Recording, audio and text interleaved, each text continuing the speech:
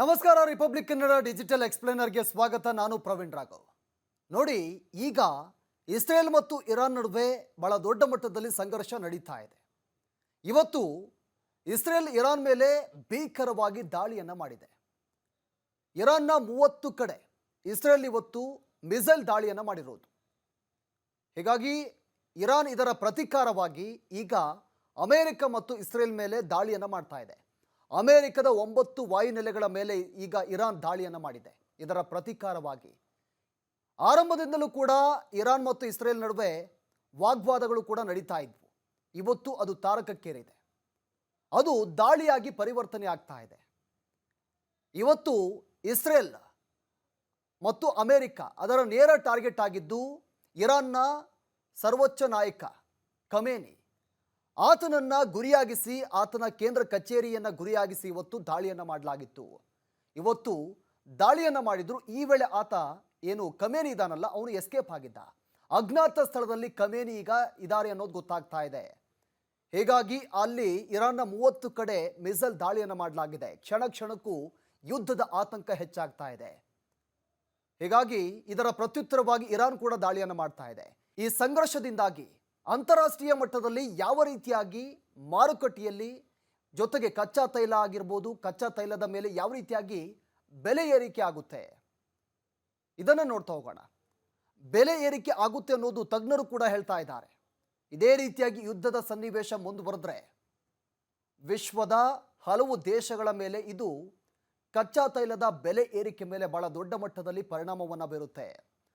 ಅದರ ಜೊತೆಯಲ್ಲಿ ಭಾರತದಲ್ಲಿ ಪೆಟ್ರೋಲ್ ಡೀಸೆಲ್ ಬೆಲೆ ಹೆಚ್ಚಳದ ಆತಂಕ ಕೂಡ ಈಗ ಶುರುವಾಗ್ತಾ ಇದೆ. ಇದರ ಜೊತೆಗೆ ಸಾರಿಗೆ ವೆಚ್ಚ, ಅಗತ್ಯ ವಸ್ತುಗಳ ಬೆಲೆ ಹಾಗೂ ರೂಪಾಯಿ ಮೌಲ್ಯದ ಮೇಲೆ ಬಹಳ ದೊಡ್ಡ ಮಟ್ಟದಲ್ಲಿ ಪರಿಣಾಮವನ್ನು ಬೀರಬಹುದು. ಇರಾನ್ ವಿಶ್ವದ ಪ್ರಮುಖ ತೈಲ ಉತ್ಪಾದಕ ರಾಷ್ಟ್ರಗಳಲ್ಲಿ ಒಂದಾಗಿರುವಂಥ ರಾಷ್ಟ್ರ. ಯುದ್ಧದ ಕಾರಣದಿಂದಾಗಿ ಪೂರೈಕೆಯಲ್ಲಿ ವ್ಯತ್ಯಯ ಉಂಟಾಗುವಂಥ ಭೀತಿಯಿಂದಾಗಿ ಅಂತಾರಾಷ್ಟ್ರೀಯ ಮಾರುಕಟ್ಟೆಯಲ್ಲಿ ಕಚ್ಚಾ ತೈಲದ ಬೆಲೆ ಪ್ರತಿ ಬ್ಯಾರೆಲ್ಗೆ ಏರಿಕೆ ಆಗ್ತಾ ಇದೆ. ಭಾರತವು ತನ್ನ ತೈಲದ ಅಗತ್ಯದ 80%ಕ್ಕಿಂತ ಹೆಚ್ಚಿನ ಪಾಲನ್ನು ಆಮದು ಮಾಡಿಕೊಳ್ಳುತ್ತೆ.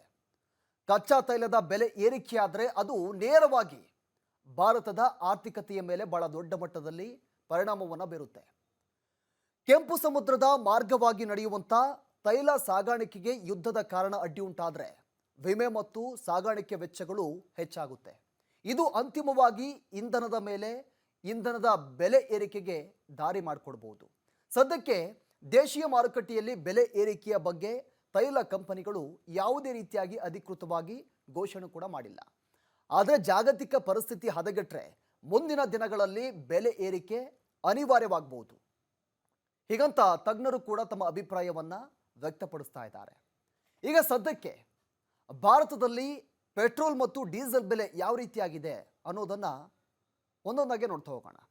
ಯಾವ ರಾಜ್ಯದಲ್ಲಿ ಎಷ್ಟು ಬೆಲೆ ಈಗ ಸದ್ಯಕ್ಕೆ ಪೆಟ್ರೋಲ್ ಮತ್ತು ಡೀಸೆಲ್ ಯಾವ ರಾಜ್ಯಗಳಲ್ಲಿ ಎಷ್ಟಿದೆ ಅನ್ನೋ ಅಂಕಿಅಂಶಗಳನ್ನು ನೋಡ್ತಾ ಹೋಗೋಣ. ಇನ್ನು ಈ ಪೆಟ್ರೋಲ್ ಮತ್ತು ಡೀಸೆಲ್ ಯಾವ ರೀತಿಯಾಗಿ ಬೆಲೆ ಏರಿಕೆ ಆಗುತ್ತೆ, ಈಗ ಸದ್ಯದ ಮಟ್ಟಿಗೆ ಭಾರತದಲ್ಲಿ ಪೆಟ್ರೋಲ್ ಡೀಸೆಲ್ ದರ ಯಾವ ರೀತಿಯಾಗಿದೆ, ಯಾವೆಲ್ಲ ರಾಜ್ಯಗಳಲ್ಲಿ ಯಾವ ರೀತಿಯಾಗಿ ಬೆಲೆ ಇದೆ ಅನ್ನೋದನ್ನು ಒಂದೊಂದಾಗಿ ನೋಡ್ತಾ ಹೋಗೋಣ. ನವದೆಹಲಿಯಲ್ಲಿ ಪ್ರತಿ ಲೀಟರ್ ಪೆಟ್ರೋಲ್ಗೆ 94.77 ರೂಪಾಯಿ ಇದೆ. ಇನ್ನು ಡೀಸೆಲ್ 87.57 ರೂಪಾಯಿ ಇದೆ. ಇನ್ನು ಮುಂಬೈನಲ್ಲಿ ಪೆಟ್ರೋಲ್ 103.54 ರೂಪಾಯಿ ಇದೆ. ಇನ್ನು ಡೀಸೆಲ್ 90.03 ರೂಪಾಯಿ ಇದೆ. ಇನ್ನು ಬೆಂಗಳೂರಲ್ಲಿ ಪೆಟ್ರೋಲ್ 103.06 ರೂಪಾಯಿ ಇದೆ. ಇನ್ನು ಡೀಸೆಲ್ 91.09 ರೂಪಾಯಿ ಇದೆ. ಇನ್ನು ಹೈದರಾಬಾದ್ನಲ್ಲಿ ಪೆಟ್ರೋಲ್ 107.50 ರೂಪಾಯಿ ಇದೆ. ಇನ್ನು ಡೀಸೆಲ್ 95.70 ರೂಪಾಯಿ ಇದೆ. ಇನ್ನು ಚೆನ್ನೈನಲ್ಲಿ ಪೆಟ್ರೋಲ್ ದರ 100.93 ಲೀಟರ್ ಇದೆ. ಇನ್ನು ಡೀಸೆಲ್ 92.48 ರೂಪಾಯಿ ಇದೆ. ಇನ್ನು ದಿನಸಿ ಮತ್ತು ಅಗತ್ಯ ವಸ್ತುಗಳ ಬೆಲೆ ಏರಿಕೆ ಯಾವ ರೀತಿ ಆಗುತ್ತೆ ನೋಡಿ. ಒಂದು ವೇಳೆ ಡೀಸೆಲ್ ಬೆಲೆ ಏರಿಕೆಯಾದ ತಕ್ಷಣ ಸಾರಿಗೆ ವೆಚ್ಚ ಕೂಡ ಹೆಚ್ಚಾಗುತ್ತೆ. ತರಕಾರಿ ಆಗಿರ್ಬೋದು, ಹಣ್ಣುಗಳು ಆಗಿರ್ಬೋದು, ಹಾಲು ಮತ್ತು ದಿನಸಿ ಪದಾರ್ಥಗಳು ನಾವು ದಿನನಿತ್ಯ ಏನೆಲ್ಲ ಬಳಸ್ತೀವಲ್ಲ, ಅದು ಬೆಲೆ ಹೆಚ್ಚಳವಾಗುವಂಥ ಸಾಧ್ಯತೆ ಕೂಡ ಇರುತ್ತೆ. ಮಾರುಕಟ್ಟೆಗೆ ನಾವು ತರಲಿಕ್ಕೆ ಹೋದಂಥ ಸಂದರ್ಭದಲ್ಲಿ ಹೆಚ್ಚು ಹಣವನ್ನು ನಾವು ಇದರ ಮೇಲೆ ಖರ್ಚು ಮಾಡಬೇಕಾಗುತ್ತೆ. ಇವೆಲ್ಲವುಗಳ ಬೆಲೆ ಜನಸಾಮಾನ್ಯರ ಮೇಲೆ ಬಹಳ ದೊಡ್ಡ ಮಟ್ಟದಲ್ಲಿ ಪರಿಣಾಮವನ್ನು ಬೀರುತ್ತೆ. ಇನ್ನು ಸಾಗಾಣಿಕೆ ಮಾರ್ಗದಲ್ಲಿ ಅಡಚಣೆ ಕೂಡ ಆಗುತ್ತೆ. ಯಾವ ರೀತಿಯಾಗಿ ನೋಡಿ, ಇಸ್ರೇಲ್ ಇರಾನ್ ಸಂಘರ್ಷವು ಪರ್ಷಿಯನ್ ಕೊಲ್ಲಿ ಮತ್ತು ಕೆಂಪು ಸಮುದ್ರದ ಮಾರ್ಗಗಳ ಮೇಲೆ ಬಹಳ ನೇರವಾಗಿ ಪರಿಣಾಮವನ್ನು ಬೀರುತ್ತೆ. ಜಗತ್ತಿನ ಹೆಚ್ಚಿನ ವ್ಯಾಪಾರ ಈ ಮಾರ್ಗಗಳ ಮೂಲಕವೇ ನಡೀತಾ ಇರೋದು. ಜಗತ್ತಿನ ಹಲವು ರಾಷ್ಟ್ರಗಳು ಇದೇ ಮಾರ್ಗದಲ್ಲಿ ವ್ಯಾಪಾರವನ್ನು ನಡೆಸ್ತಾ ಇರೋದು. ಯುದ್ಧದ ಭೀತಿಯಿಂದಾಗಿ ಹಡಗುಗಳ ವಿಮೆ ಮತ್ತು ಪ್ರಯಾಣದ ಅವಧಿ ಕೂಡ ಹೆಚ್ಚಾಗೋದ್ರಿಂದ ಆಮದು ಮಾಡಿಕೊಳ್ಳುವಂಥ ಎಲೆಕ್ಟ್ರಾನಿಕ್ಸ್ ಆಗಿರ್ಬೋದು, ಚಿನ್ನ ಮತ್ತು ಇತರ ವಸ್ತುಗಳ ಬೆಲೆ ಏರಿಕೆ ಕೂಡ ಆಗುತ್ತೆ. ರೂಪಾಯಿ ಮೌಲ್ಯ ಕುಸಿತ ಜಾಗತಿಕ ಮಟ್ಟದಲ್ಲಿ ಬಹಳ ದೊಡ್ಡ ಮಟ್ಟದಲ್ಲಿ ಇದು ಕೂಡ ಪರಿಣಾಮವನ್ನು ಬೀರುತ್ತೆ. ರೂಪಾಯಿ ಮೌಲ್ಯ ಕುಸಿತ ಆದರೆ ಯಾವ ರೀತಿಯಾಗಿ ಪರಿಣಾಮ ನೋಡಿ, ಜಾಗತಿಕ ಅನಿಶ್ಚಿತತೆ ಉಂಟಾದಾಗ ಹೂಡಿಕೆದಾರರು ತಮ್ಮ ಹಣವನ್ನು ಸುರಕ್ಷಿತವಾಗಿ ಚಿನ್ನ ಅಥವಾ ಡಾಲರ್ ಮೇಲೆ ಹೂಡಿಕೆಯನ್ನು ಮಾಡ್ತಾರೆ ಸಾಮಾನ್ಯವಾಗಿ. ಇದರಿಂದಾಗಿ ಭಾರತೀಯ ರೂಪಾಯಿ ಮೌಲ್ಯ ಕುಸಿತವಾಗುತ್ತೆ. ಇನ್ನು ರೂಪಾಯಿ ದುರ್ಬಲಗೊಂಡಷ್ಟು ನಾವು ವಿದೇಶದಿಂದ ತರಿಸಿಕೊಳ್ಳುವಂಥ ಪ್ರತಿಯೊಂದು ವಸ್ತುವಿಗೂ ಕೂಡ ಹೆಚ್ಚಿನ ಪ್ರಮಾಣದಲ್ಲಿ ಹಣವನ್ನು ನಾವು ಪಾವತಿ ಮಾಡಬೇಕಾಗುತ್ತೆ. ಷೇರು ಮಾರುಕಟ್ಟೆಯಲ್ಲಿ ಬಹಳ ದೊಡ್ಡ ಮಟ್ಟದಲ್ಲಿ ಕುಸಿತ ಕೂಡ ಉಂಟಾಗುತ್ತೆ. ಈ ಯುದ್ಧದ ಸನ್ನಿವೇಶ ಏನಾದರೂ ನಿರ್ಮಾಣ ಆದರೆ ಷೇರು ಮಾರುಕಟ್ಟೆಯಲ್ಲೂ ಕೂಡ ಕುಸಿತ ಆಗುತ್ತೆ. ಹೀಗಾಗಿ ಹೂಡಿಕೆದಾರರು ಒಂದು ರೀತಿಯಾಗಿ ಆತಂಕಕ್ಕೆ ಒಳಗಾಗ್ತಾರೆ, ಷೇರುಗಳನ್ನು ಮಾರಾಟ ಮಾಡಲು ಮುಂದಾಗ್ತಾರೆ. ಇದರಿಂದಾಗಿ ಷೇರು ಮಾರುಕಟ್ಟೆ ಕುಸಿತ ಕೂಡ ಆಗುತ್ತೆ. ಸಾಮಾನ್ಯ ಜನರ ಮ್ಯೂಚುವಲ್ ಫಂಡ್ ಮತ್ತು SIP ಹೂಡಿಕೆಗಳ ಮೌಲ್ಯ ಕಡಿಮೆ ಆಗ್ತಾ ಹೋಗುತ್ತೆ. ಈ ಯುದ್ಧದಿಂದ ತೈಲ ಬೆಲೆ ಹೆಚ್ಚಾದರೆ ಭಾರತದ ಮುಂದಿನ ದಾರಿ ಯಾವ ರೀತಿಯಾಗಿರುತ್ತೆ?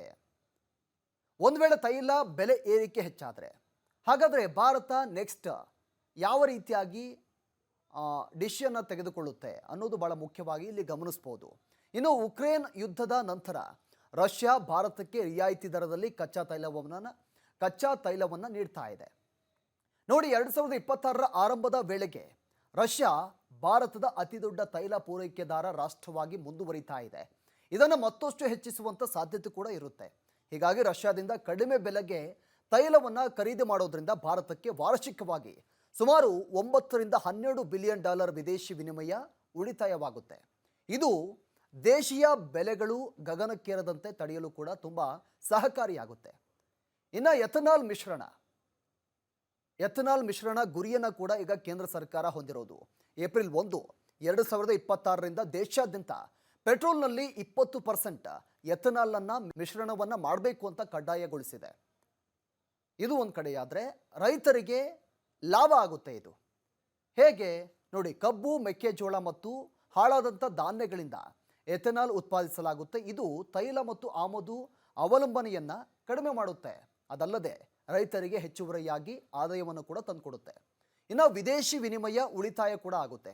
ಎಥನಾಲ್ ಮಿಶ್ರಣದಿಂದ ಭಾರತ ಈವರೆಗೆ ಸುಮಾರು 1.40 ಲಕ್ಷ ಕೋಟಿ ರೂಪಾಯಿಗಳಿಗೂ ಕೂಡ ಹೆಚ್ಚು ವಿದೇಶಿ ಉಳಿತಾಯವನ್ನು ಮಾಡ್ತಾ ಇದೆ.